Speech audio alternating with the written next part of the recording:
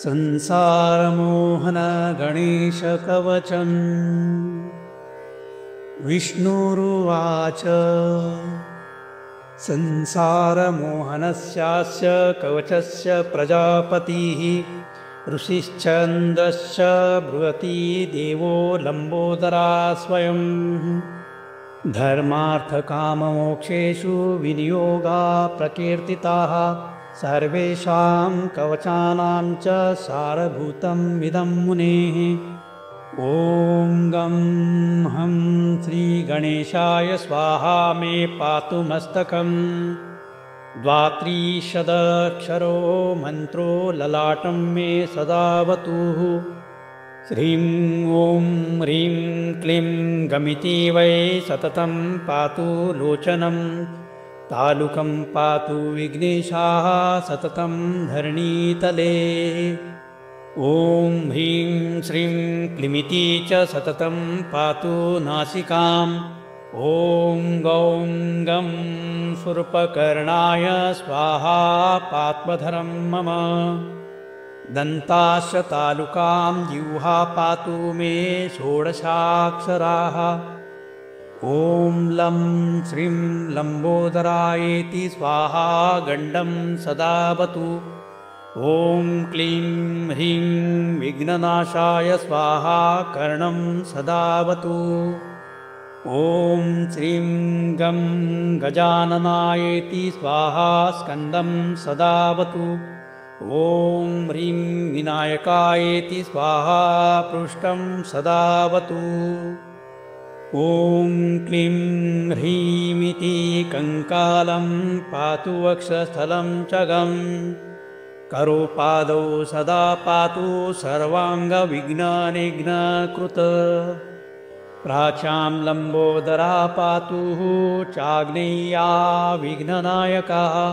दक्षिणे पातु विघ्नेशो नैऋत्यातु गजाननः।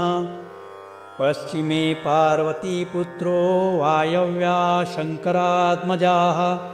कृष्णस्याश्चोत्तरे च परिपूर्णतमस्य च।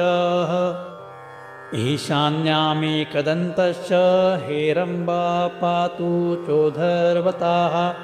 अधोगणाधिपा पातु सर्वपूज्यश्च सर्वताः।